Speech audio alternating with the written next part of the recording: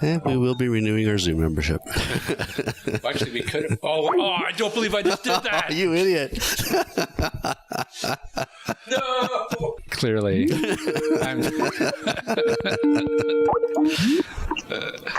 Hi there. Hey. Today's podcast will be how to use Skype.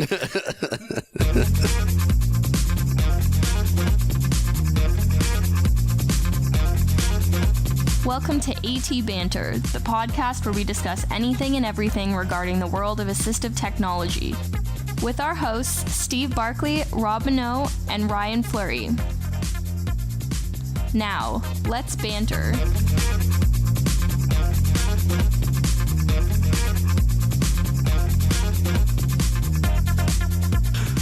Hey there, and welcome to your favorite podcast. Just kidding. You're listening to AT Banter. We're all looking at Rob going, That was great. Really? People need to get out more.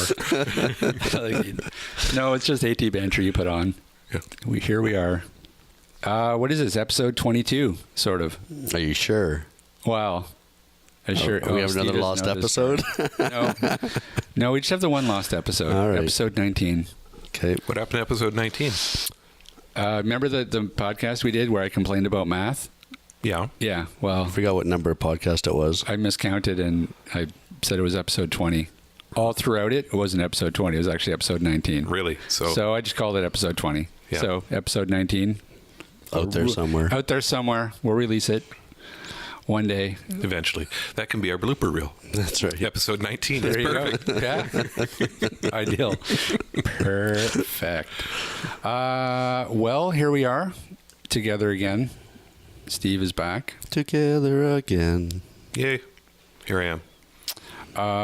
It's Yeah. So how good to did be back here instead of out in the wilds of British Columbia, let me tell you. It's just, boy, being out in the great outdoors and watching the sunrise and the sunset, that was awful. Sitting out in the lake fishing.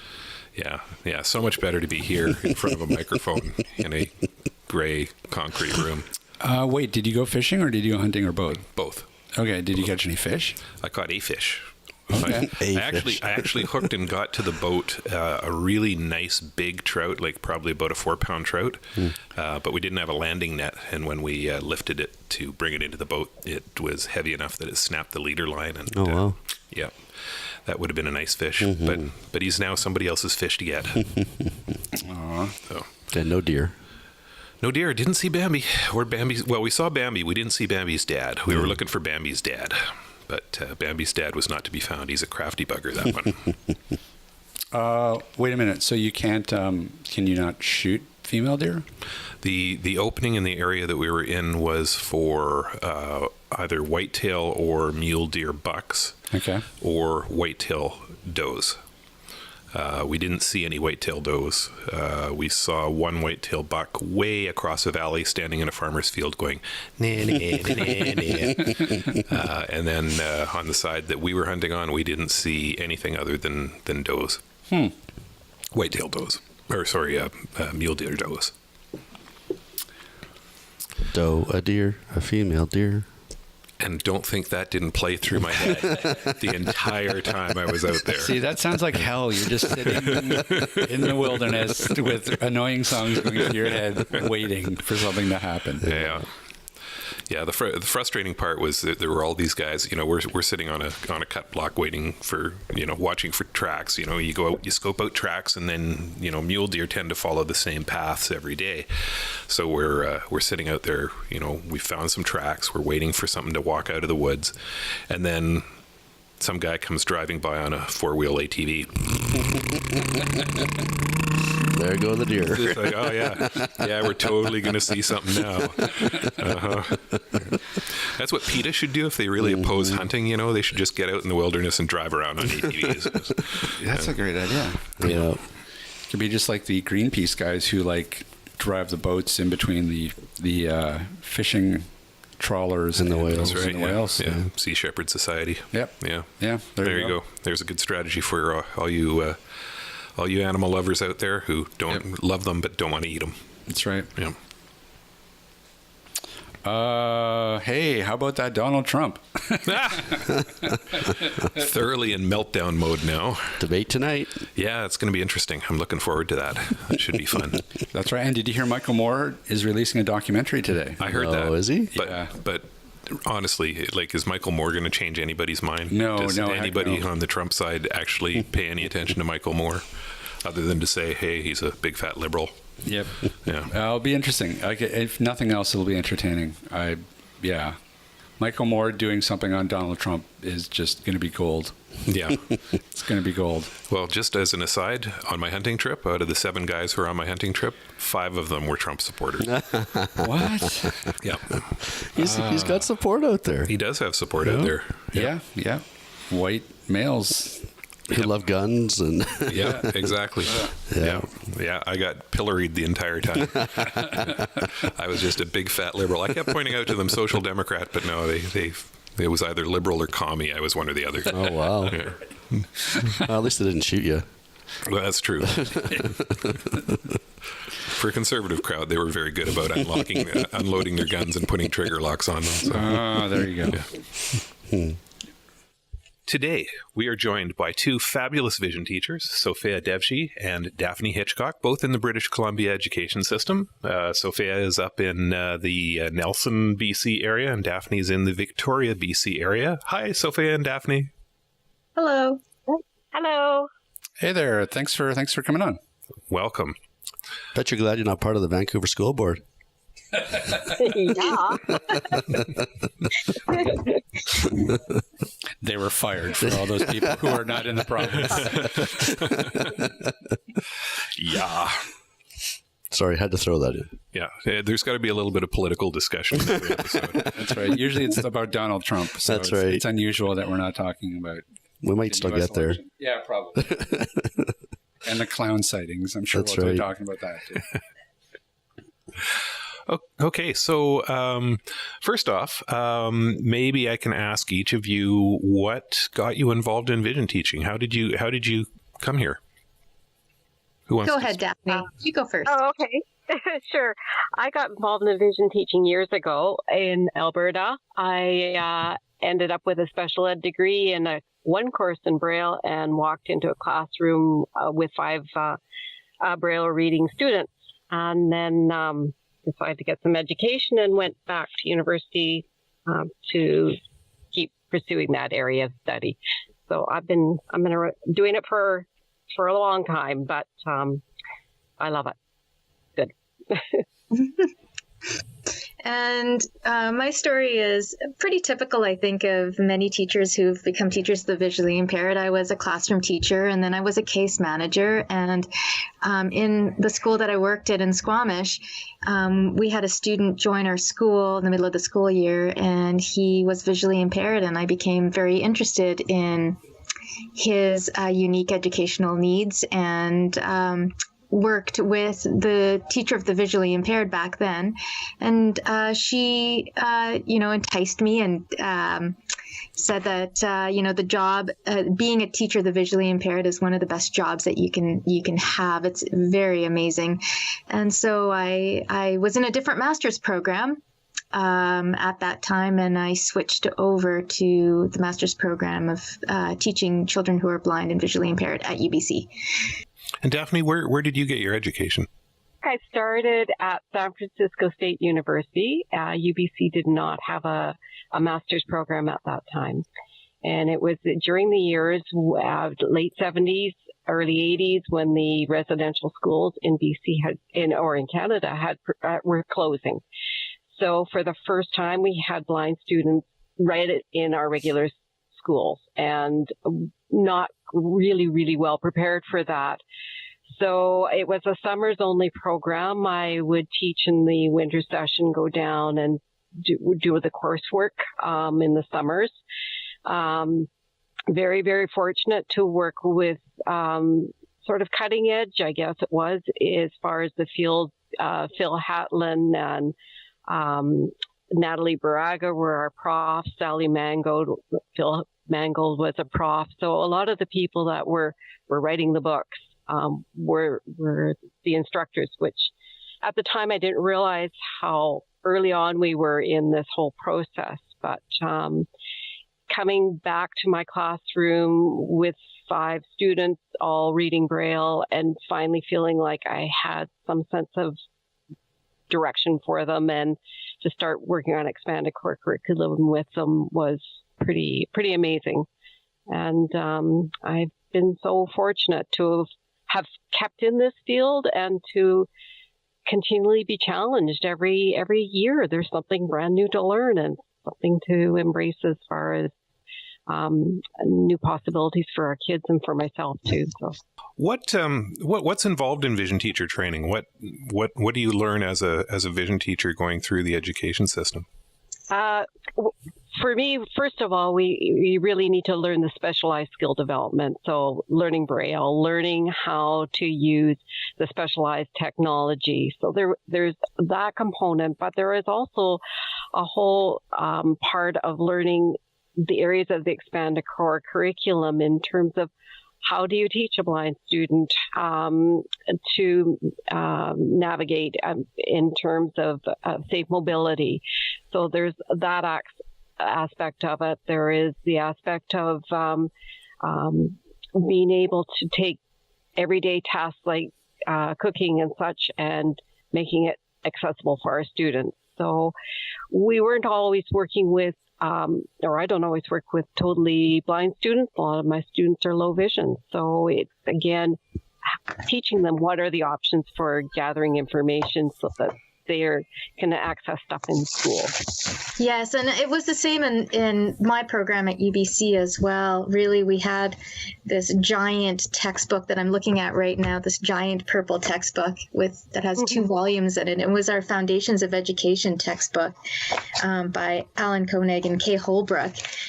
Kay still runs a program at the University of British Columbia, and she was my professor for many of the courses. But there's so much that goes into teaching students who are blind or visually impaired. A master's program couldn't cover all of it. Sure enough, there's we learned information about how to do different assessments, such as a functional vision assessment or a learning media assessment, how to work with specific technology, not only technology that is very unique to individuals who are blind, but also everyday technology, right? So how does a low vision student use, say, a computer, and how do you make those computers and laptops or other devices accessible? We learned about planning for including the students in the classroom, but also planning for teaching expanded core curriculum skills, such as Daphne said, Braille, and also how to use, say, low vision devices for reading. So there's a lot of information that goes into the course, and something that that we don't really learn in the course, and we perhaps learn more as we enter the field and work with students and their teams, and including their parents, is the emotional aspect of the job, right? Particularly when you have students who maybe have lost their vision later on in life, or perhaps have a condition in which their vision is going to deteriorate over time. And that is a huge part of our program, to work with families in a way that works for them. It's something that we didn't touch on the program, but something that is very important. I feel sometimes that we almost become the lifeline of these children and their families, in a sense. Yeah. Anyway, that's a long answer. It's so great because we get to follow the students right through their whole education. So children coming in kindergarten, we don't just see them for the year. We follow them as they go through middle school and into high school. And it's such a privilege to be able to really know these families and get to know the children and help them accommodate for their different needs at the time. And as Daphne said, because we're so privileged to have these students right from kindergarten right to the time that they graduate, we really they really do become, in a sense, a part of the family, a part of the Vision community family. And it's unlike being a classroom teacher, where you get these really short sort of spurts of, 1 year, you have a student, maybe 2 years if it's a split class or something like that. But we get, it's just this amazing experience and this amazing journey that we take with these students and these families, that I feel, yes, we're very privileged to have. What would the two of you say, if you look back at all the students that you've taught, what or who, without naming names, was your greatest success? Oh, I don't know. There's so many of them. Yeah, there really are. There's nothing. There's so many. Whether the child's a low vision student or a Braille reading student, you have these highlights of their games or seen their games, and you think, oh my gosh, I get goosebumps when I first watch a child actually reading with a Braille with her hands and really reading. It's just such a delight to see that light bulb come on, that aha moment. But it's just as exciting today. For instance, I had a little guy, first time he's used a room viewer technology. So we had a Acrobat plugged in, and we were exploring the room, and he was able to find his name up on the bulletin board. And he says, "Oh, that's me. That's my name." And it was just so cool. And I went running over to in the room where his name was, and then called to him. And it was like, oh my gosh, you could almost see, it was just neat because he was so like, how could I do that? How could I be seeing you up close when you're way over there? It was cool. There are so many moments, and it will be something that happens, once a week. That's kind of this amazing epiphany, or this amazing moment. And like Daphne said, I have those moments with students too, when I've introduced a magnifier, or a low vision device, or a monocular. The monoculars are great because all of a sudden these students are going, wait a minute, I can look across the street, or a CCTV or a video magnifier, So it's one of these, and we forget also as teachers, we forget that, oh yeah, they actually, without the use of this device, they would not be able to access that information across the wall. They can't access their own name across the wall. And so it's such a delight to give a piece of technology, or low vision, or low tech or high tech technology to a student, and see what blossoms from that. For me, I think some of the most amazing moments have been in the outdoors, introducing students who are blind or visually impaired to hiking or climbing or kayaking. Those are times that are really special for me because I am a little bit of an outdoorsy person, and I live in an area where it's really an amazing place to do those types of activities. And so many times our students are not included in school activities which involve climbing, perhaps because, the school or this district might feel that it's a risk factor. So for me personally, I love getting the students together and getting them out onto such a journey, see what can be accomplished in the outdoors. In terms of hurdles, difficulties, what do you find is the most difficult skill or course to teach? I think for me, sometimes it's the sciences when when the kids are using microscopes and having to do a lot of measuring. It's not the difficulty; it's the coordination of equipment, which I find difficult. And it's not so much that the student can't grasp it; it's in the managing of all the peripherals that we need to make sure that we have the right access. And that, to me, becomes sort of like sometimes a bit overwhelming. But What sort of adaptations do you use in that sort of situation, like for measuring or for microscopes? I imagine obviously for a totally blind student are out of the question, but are there adaptations for microscopes that you use for low vision students? What I've used is I have used a video magnifier, but the adaptations for the microscope, we will use the video magnifier in place of the microscope because the control of it is a lot easier. But again, it depends on what we're dissecting, and it also depends on my students' level of vision. So most of the kids that I've worked with have, in that age, have had more usable vision than some of my younger students. So things like tactily raised measuring devices, liquid level indicators, that kind of thing we've been using. So, yeah.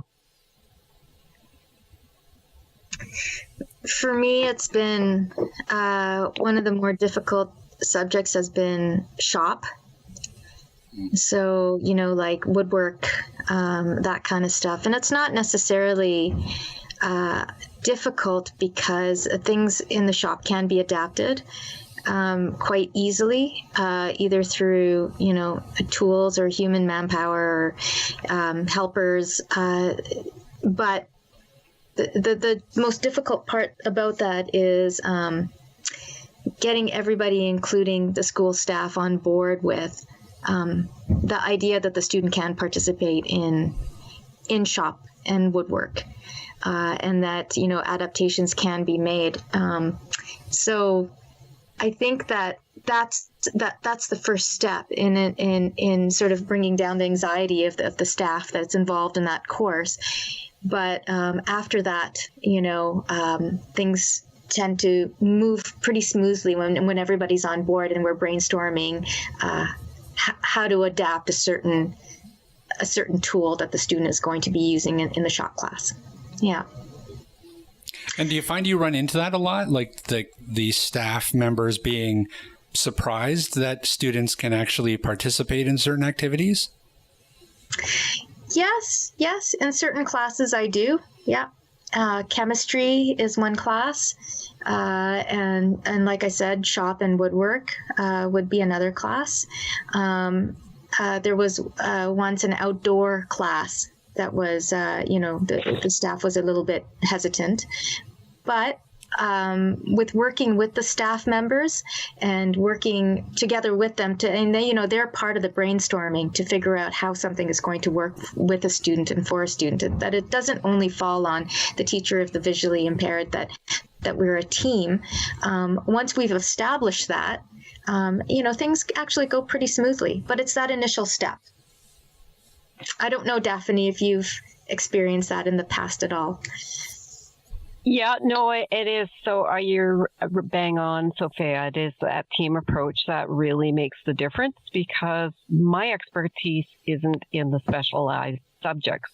So I really depend on the other teachers to say, oh, well, maybe we could try using this device along with the devices you have. And it's a combination of brainstorming and ideas and putting equipment together that sometimes gives the student the access that we're looking for. So that team approach is huge. So for those who don't know, kind of like myself, being that we have students who are visually impaired, low vision, blind, integrated into the classroom, how many students do you have this year that you're currently working with, and what ages, and what difficulties do you find working with the different age groups? Well, right now I have a really small caseload in School District 8. I only have 4 students who are identified as being on my caseload. 2 of those students we have different categories of disability, and they're referenced under a letter. So category E is visual impairment. And so I have just 2 students who are just category E students. That means that they only have a visual impairment and no additional disability. And then I have 2 other students who are on different categories, whether that be autism or chronic health, that also, in addition to their main disability, they also have a vision impairment. So they're not under a category E like the other 2 students are. But all in all, I have 4 students. And right now, I don't have any students who are using Braille. And so I have 2 students with all 4 students are considered low vision. Is this typical? It's a very small caseload. It's a very, very small caseload right now. The challenges, well, the 2 students who are under the category E, they are both high school students. And the great thing about those 2 is that they both attend the same school. So in terms of where I live in the Kootenay region, it's a really huge school district in terms of geography. So there's a lot of traveling to be done in my school district. That's the main challenge. So if I have students grouped together in one community, that's great, because all I have to do is go to that community and then I can work with all the students in the community. But what happens in School District 8 is that you often have a student who are students who are like 200 kilometers away from each other, and so you have to travel to go see these students. And as you know, traveling takes time, and takes time away from how much time you have to work with each student. So that's the main challenge. It's not really the grade. It's not really what school they're in. It's, for me, the challenge is traveling to get to these students, and spending, a meaningful amount of time with each student as opposed to driving everywhere. School District 8, it's centered around Kootenay Lake. We have 2 different time zones halfway through the year. So we have one area which is on the east side of Kootenay Lake, that's on, say, the Alberta time. And then on the west side of Kootenay Lake is, the regular British Columbia time. And then on either side of Kootenay Lake, on the north side, we have a school that's, only has 9 students, and it's in this really rural, remote area. And then on the south side, we have a school that's almost, to Creston. So, to Cranbrook, sorry. So, it's huge. And travel is the challenge here. Traveling in not only distances, but also through the winter as well. Yeah, because the roads up there get really scary. Mm-hmm. Yeah, lots of mountain passes to go through, that's for sure. Yeah. It's great. I get to watch turkeys cross the road and, wait for the, to hang out with the moose on the side of the road, or, see the coyotes, or, the caribou. It's great. You wouldn't happen to know where there's any white-tailed deer, would you? No, there's lots of white-tailed deer, but you're not going to hunt them. How about mule deer? First of all. And Daphne, what's your caseload like this year? Well, it's very full. My biggest problem is not having enough hours of school hours in the day. I've got, I have 12 category E students that I see every week. Of those students, 2 of them I see every day. These are both kindergarten students. They're both very, very low vision. I'm looking at doing a dual media with them, so they would be learning Braille as well. But at this point, we're still just working with kindergarten routines, which is good. So I see those kids in the morning, and then I see the rest of the kids 2 or 3 in the afternoon. And typically, I will put kids through my lunch hour and then try to get an extra student in that way. So of my category E students, the ones that I see throughout the week, there are, two of them that are Braille readers. One is a grade 12 student who is learning Braille as she's losing her vision and is very anxious to get the Braille under control. I have another student who is in grade 4 who just needs Braille as their primary media, and then these two kindergarten kids that are sort of going to be learning Braille, and most of my students. I've got the 6 high school students, and they would all be low vision. So they're just making sure their technology is up and running and that they have access to materials in large print if they need them, or they have the right accommodations for their lab classes as needed. That's another thing I see. But my biggest frustration is not enough time in the day. Like I don't always feel like I can get everything done with the kids that I need to get done, but they're there tomorrow, so work on it tomorrow. But Well, it's so great with the high school kids texting though, because it just makes such a difference. Like they'll let me know, I need such and such right away, and so it's right. so much easier. I know Steve wants to jump in, but I have one more question too. No, I'm in. No, I'm in. No, it's me. Me. All right. So, Sofeya, you touched on the fact that you have some kids that are on the autism spectrum as well as low vision. Mm-hmm. How do you manage that? Like, what type of toolbox do you use to manage or teach these kids with multiple disabilities? Oh, that's a really interesting question. And, my answer to that is it really depends on the context. Right. And every individual is so different. And every individual who has autism is different. And every individual who has a vision impairment is so different with their vision loss. So I have two students with additional disability. One student has Down syndrome and the other one has autism. And one is in high school and one is in elementary school. How do I manage that? With a lot of help and support. The one thing about being in this field and working with such a varied community of students is that you don't know all of the answers. And so you have to go out and get answers and ask the people that have the answers or have taught similar situations in the past. So that's how I deal with it. I ask a lot of questions and I try to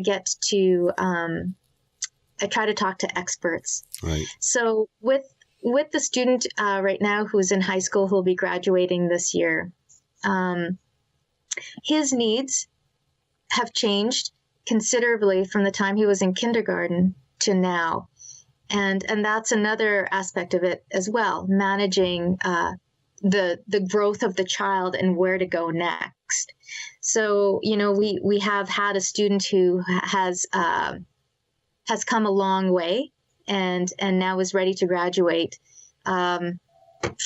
It's, the only thing that I can say is that it's a huge team and we ask for a lot of support.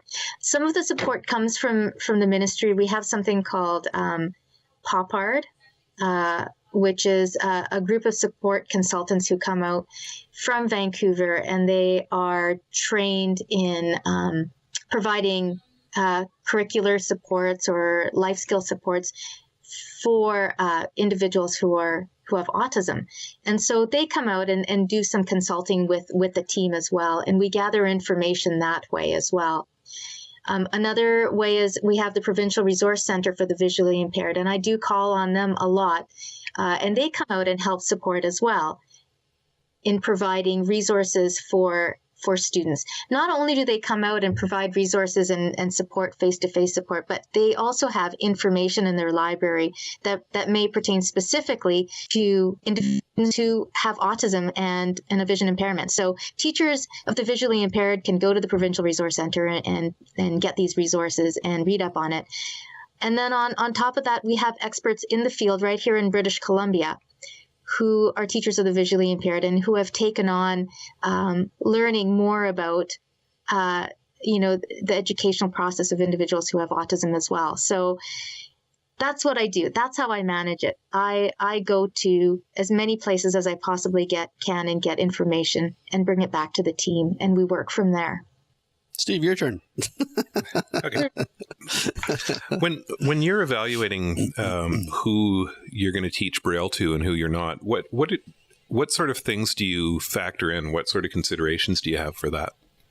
We really rely on learning media assessment that has been around for a while, and it's a really useful tool that looks at how the student is approaching things in their environment, and not only at school but also at home. And the other thing that we rely on a lot is doing a functional vision assessment with a student. So looking at how that child is using their vision in different settings, whether it be in the classroom or in the gymnasium or the library, outside, in bright sun, in lesser sun, and how they're using their vision again in the home. So it's pulling together a lot of information, and it's often not a line drawn in the sand that, okay, this child is going to be a Braille reader and the student is not. It sometimes is a decision that is arrived at over a process, and having done sort of our due diligence in assessment, and also just watching how the child is interacting with print and accessing it within the classroom. It definitely is a process. It's not sort of definitive for the kids that are both using their vision and using their hands for gaining tactile information. I was just going to say, it is certainly a process. Even the assessments are the process, the learning media and the functional vision assessments. I don't know about you, Daphne, but for me, I probably go back and complete different components of the assessment probably 5 or 6 times. And on my reports, it shows 5 or 6 dates that I have been working with the student, completing the assessment. So it takes time. Sometimes it takes weeks before the assessment is complete. And that's the time that's needed, particularly in those cases that, you could kind of go either way. I mean, so you do want to get as good a reading as you possibly can on the student's needs. So, yeah. And I find, too, with the really younger kids that we're so lucky because they're such great learners when they're super young, and they're not pulled in with a lot of other things that they're worrying about. And so often that's a great time to introduce Braille, just because they've got keen little minds and they're going to remember it. And to me, it's about providing options for our students, because we don't know down the road always whether or not the Braille is going to be something that they're going to have all the time. Again, the student's eye condition will play into this. If it's a degenerative condition, far more that we would be starting to think, okay, we need to start looking at the Braille sooner rather than later. So, just because Braille is a process in its learning, just as reading is a process, you really want to keep the momentum going with the kids. So. In terms of the technology that you guys are using, like what have you found that has really changed the game in, say, the past 10 years? Like, I'm assuming that there's a lot of stuff that's become a lot more portable these days than they ever used to be. Is that something that you've noticed? Oh, yeah. Yeah. Yes. You're talking to somebody who hand wrote their thesis. So, oh my gosh. That might have been more than 10 years ago, Daphne. Yeah, but it's so having the ability, well, first of all, the room viewers, the video magnifiers are amazing, and they have become so much better in the last 10 years. The ones that are giving OCR or using OCR, and the quality of the picture is so crisp, so clear. That's been a huge game changer for our low vision kids.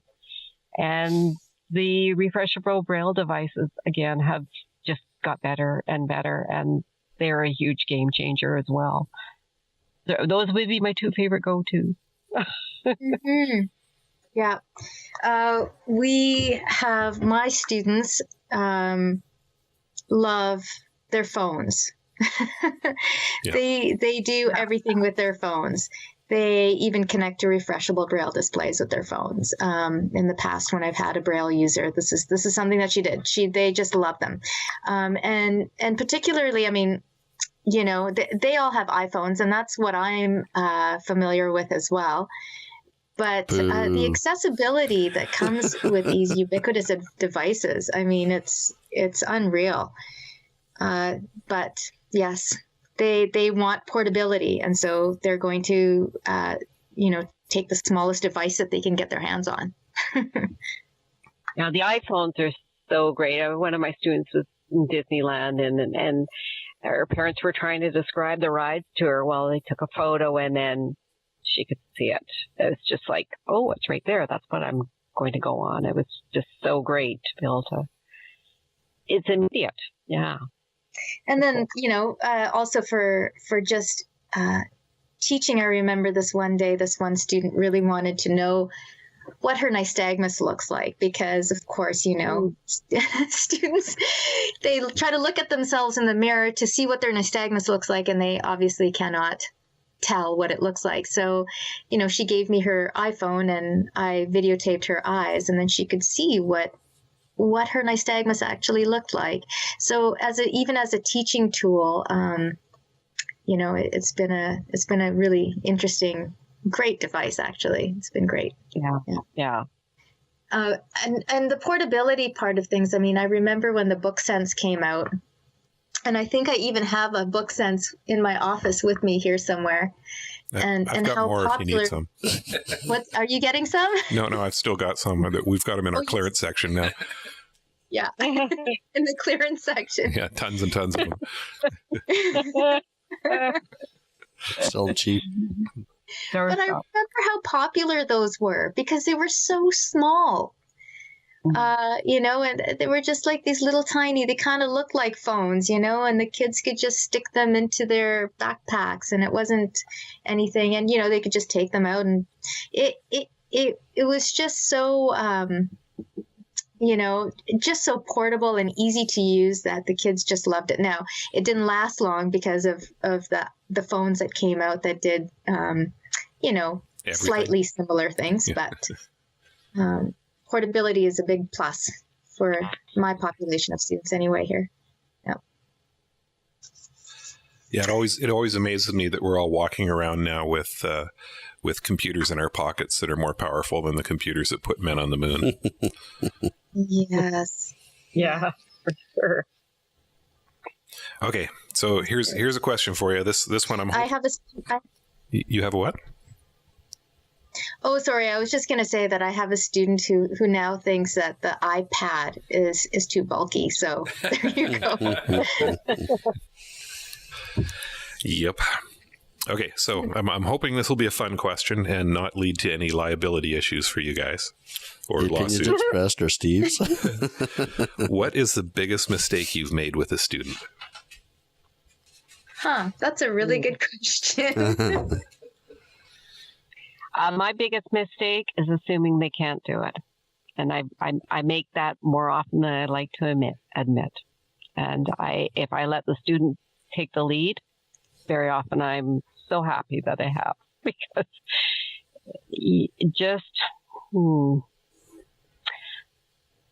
I'm just trying to think of one. Go ahead, Sofeya, but that would be like. Well, I think my biggest mistake is setting up a time to see a student where I'm taking them out of a class that they really love. Yeah. PE class. And this particular student who is now graduated still we still have contact with each other. And every time she sees me, which is not very often, she says to me, I still hated it when you took me out of PE class. That was my best class. I loved it. And that's when you came and saw me all the time, and I hated it. So What a meanie. it actually created a little bit of a rift between us when I was her teacher, which made it difficult for me to provide resources and support, and for her to take it as well, right? So it's something that we have to be conscious about. I mean, what is it that the student really wants? And, how are we going to provide the best support for their needs in terms of what they want. And in this particular case, she did not want to be taken out of PE class. So. Yeah, and I think that's so true, Sofeya. I think making sure that we're really flexible about our scheduling around what their needs are, so that I'm thinking about a student that I was pulling out to do some keyboard practicing with, and she did not want to be out of class. And so then taking that time that she really needed for the skill development and putting in a time outside of school hours, because school became way more important. And then so, working in the home or working at lunch hour or a different time that we can both agree on, sometimes that helps. But yeah, kids hate to be pulled out of good stuff. So yeah, I'm sure that there's more things that I regret, but that's the one that comes to my mind right now. If something comes up a little later, I will. We'll do a supplemental. Yeah, there you go. Well, I can tell you a little bit more about small community stuff, and how in such small communities. I don't know about you, Daphne. You've got a pretty big caseload. I don't know how often you touch base with parents, but in my case, over time, parents just become a part of my life here, because it is such a small community and everybody does know each other. And so parents just become a part of my life. And it's quite interesting, because this never happened to me when I was a classroom teacher in Squamish, but it was. Sorry. Are you going into the closet to answer this question? make sure those parents don't hear what you're going to say about them. Hilarious. Yeah, so they've become part of my life. So there are times when parents have been very stressed out about situations, and have contacted me in the evenings, and those types of things are perhaps it's because of the low caseload, and perhaps it's because of community, but it is quite it's more like dealing with family in a sense than or good friends than it is with just a teacher parent relationship. Sometimes can get a little uncomfortable. So living in small communities, it's just a different way, I guess, of approaching the job. Last year, a couple of my students went to New York City with us, and their parents came along, and it was really quite interesting to have these parents come along with their kids, and to see them in a totally different context altogether. I don't know if having such a close relationship with parents is necessarily a good thing. It's something that I am kind of battling right now. Not that there've ever been any bad situations or anything, but it's something that I battle, actually. How close do you get to these students, and how close do you get to these parents? Because of course you're with them from kindergarten to grade 12, and oftentimes, these students are contacting you after they graduated, and their parents are still in contact with you. So it's part of, I guess, working in a small community. I don't know, Daphne, if you feel like you have this type of. Oh yeah, absolutely. And I think a lot of it, Sofeya, is just because we know the kids so well from K to 12, and as they go through different phases, like, I can remember talking to one of the moms about her daughter. Oh, she's going through that stage. I can't talk to her. And, it sort of, you end up almost feeling like you're mentoring the parents as well as working with the student or being a good listening ear for the parents. So it is really interesting, the dynamic, I think, that gets built between the teacher, the visually impaired, and the families. Because I think it is quite unusual. It is. And sometimes it feels difficult. Like you don't know how to navigate around it. Yeah. You know? You have to be a good ear and a good listener, perhaps even a bit of a counselor in some situations. Right. And at the same time, you have to keep that professional edge to you as well. Sometimes that's difficult as a teacher of the visually impaired.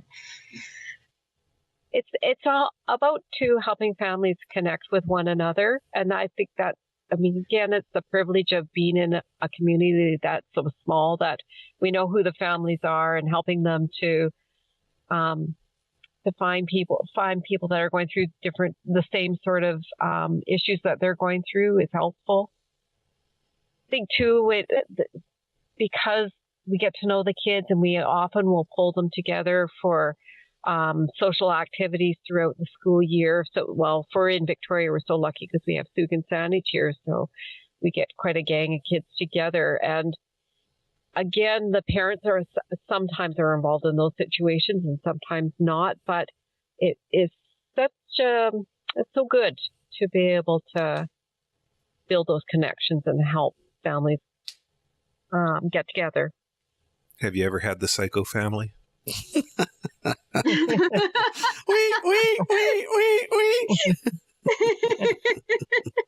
Yeah, maybe there's a few I regret giving my home phone number to. No. Yes. No. Yes. It's always good. I find that it takes a lot of my mental time sometimes, right? Like even though I come home from work, and perhaps I'm not really, doing any work after school, I'm not on my computer. Maybe I'm just making dinner. Who knows? But I'm constantly thinking, I find, about these families and what I'm going to say to them. And also, when you do have the psycho family, you're constantly thinking about what you're, how you're going to approach a situation as well. Yeah. So it comes, it trickles in. Sometimes it flows into my home life as well. Yeah. Yeah. Yeah, no, they become our kids in a lot of ways. To think of them pretty constantly. Yeah. And you'd have to be passionate about what you're doing. You definitely have to be passionate about what you're doing. Yes, you do. Absolutely. I think, though, one of the most exciting parts of the job is the opportunity to always be learning something new and to always sort of be broadening your own personal horizons as well as the kids. And because our caseloads change so much from year to year. One year I had 3 deafblind students on my caseload, and so that was a whole sort of different kind of avenue that I went down for a while because those students, they since graduated. Yeah, there's always something new, something different to learn. Cool. There is. I remember this one time I had a student who had surgery and came out of surgery with a very, very low vision. And she was a math and science and physics student, right? So all of a sudden, she had to learn Braille. And not only did she have to learn literary Braille, but she also had to learn the code for chemistry and physics as well.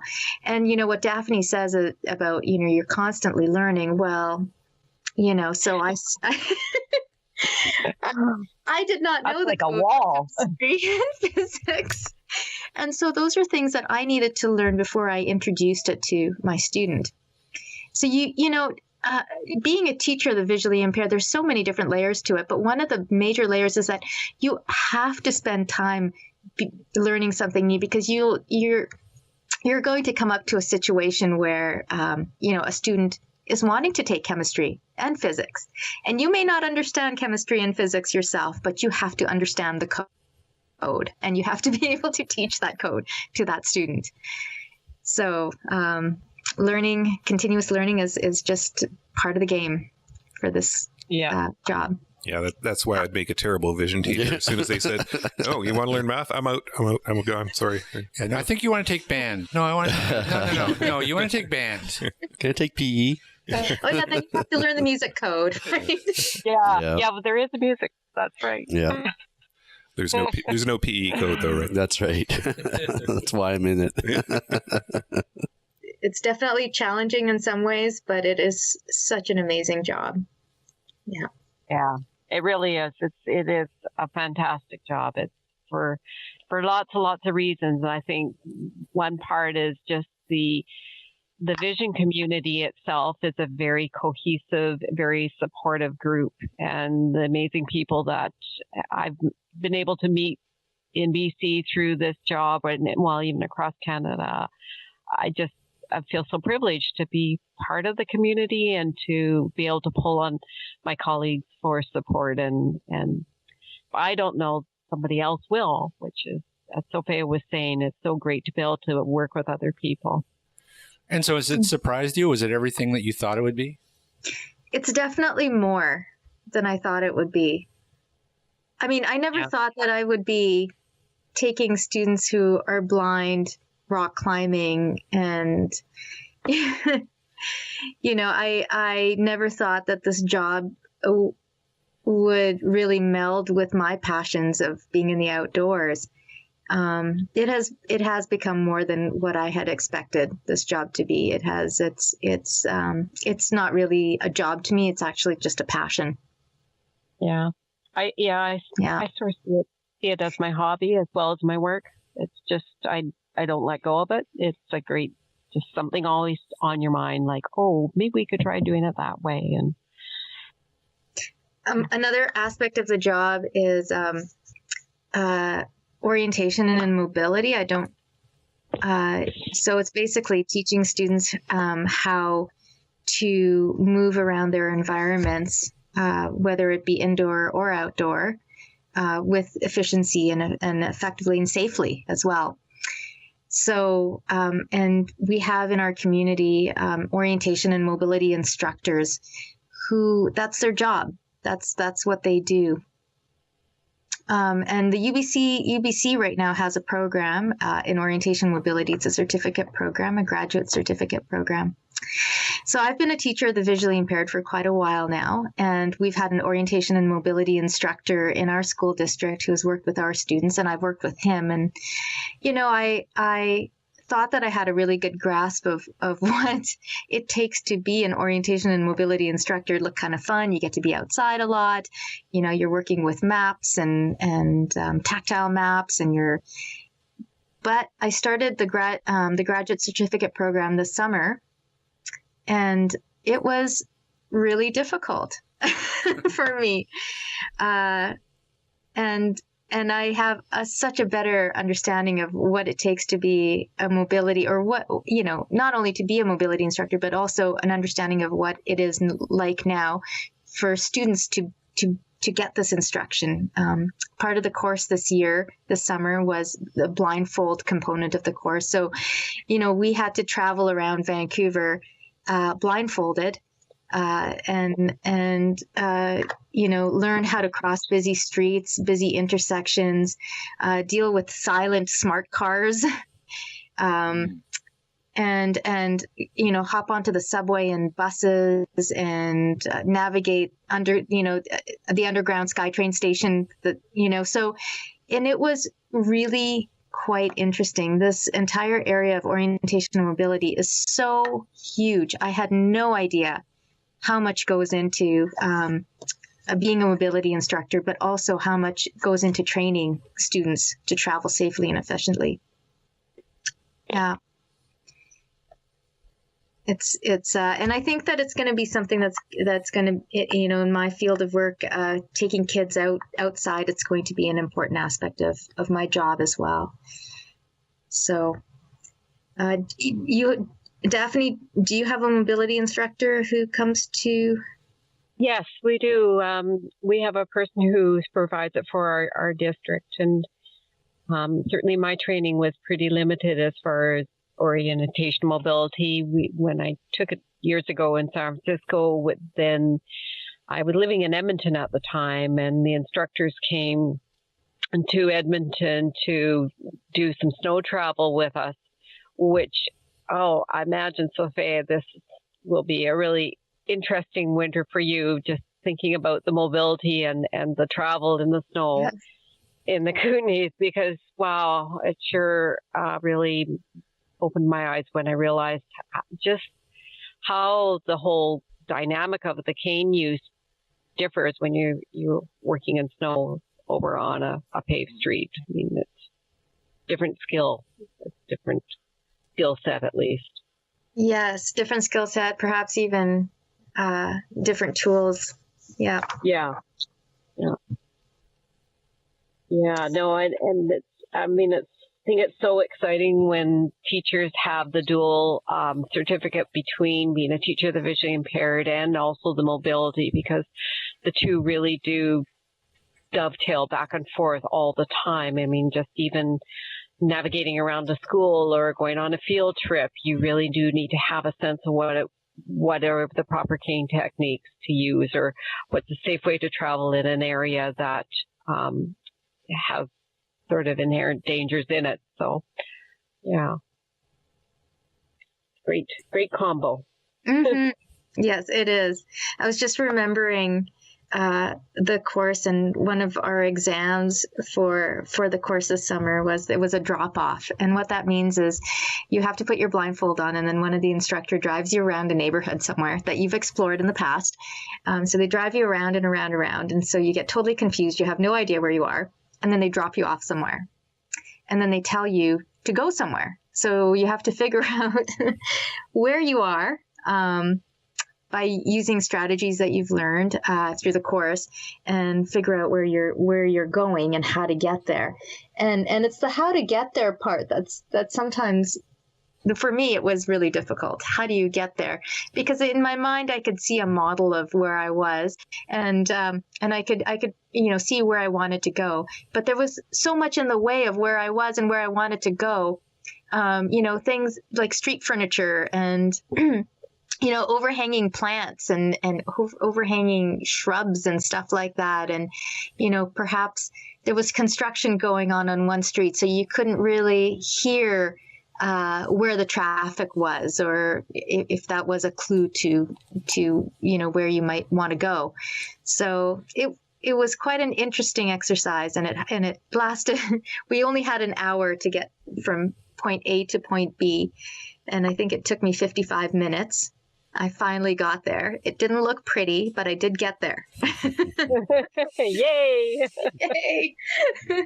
They do the same thing to us when I went to guide dog school in San Rafael many, many years ago. They'd drop you off and say, okay, find your way back. And people are your best asset.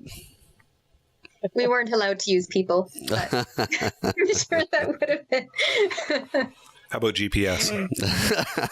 Yeah. No GPS either. No. Harsh. Yeah. Thank you both very much for coming on. Taking up your lunch hour. Yeah, thank you. Yeah, thanks for the opportunity. We just want to encourage everybody to go in to become teachers of the visually impaired. We need more in BC. Yeah, we sure could use a bunch more. Yeah, we sure could. Okay, well, thank you. All right, thank you guys. Thank you guys. Take care. All right, so Ryan, where can people find us? People can find us online at www.atbanter.com. And where can people email us? Are you asking me? Yes. You're asking me? Oh, okay. It's at atbanterpodcast@gmail.com. Oh, Excellent. Such a show off. They can also, we have a Twitter feed, @AT_banter. You can find us on Facebook at facebook.com/atbanter. Cool. Not a backslash. Not a backslash. /. Always forward. And you can always visit Aroga Technologies' website, www.aroga.com. That's AROGA, where there is financing available. Yes, and also make sure to check out our clearance section because we're getting sick of this stuff on the shelf. Clear. Ryan. Rob. What do we got going on next week? Next week is our annual Halloween theme show. Is it really? Ooh, it is. spooky. So we need to come up with a topic. Yeah, we for need the to show. we need to talk about that off mic, because I don't know what we're gonna do. I have some ideas, but Yes. none of them are good. We'll figure something out. We will figure something out. All right. Well, and then until next time, I have been Rob Minot. And I'm Ryan Fleury. And I am Gronk. No, I'm Steve Barkley. Gronk. Who the hell is Gronk? Gronk. He was the tree. No, that's Groot. That's Groot. Sorry. Groot. Gronk. I'm trying to remember Gronk. Gronk was in it sounds familiar. the Emperor's New Groove, wasn't he? Wasn't that the big dude in the Emperor's New Groove? You might be right. Yeah. You might be right. We'll get our researchers on that. Yeah. All right. Let us know. All right. So are we going to keep the email address or should we change it? Well, sorry. What did we talked about? We've used it for like 20 episodes. 20 episodes. some odd episodes, so let's carry on with it. Yeah. Yeah. We just No have to point in practice changing it. now. We have to practice. Podcast at Gmail. atbanterpodcast@gmail.com. Got it wrong again. atbanterpodcast@gmail.com. atbanter.podcast@gmail.com. Why did we put podcast in it? We should have just said ATBanter. atbanter@gmail was taken. Remember? Whoever has ATBanter@gmail.com. Sell it to us. Burn in hell. Give it to us. Yeah, so we had to add the podcast. All right, whatever. Okay, so we will see you all next week For the spooky show. Bye. Bye.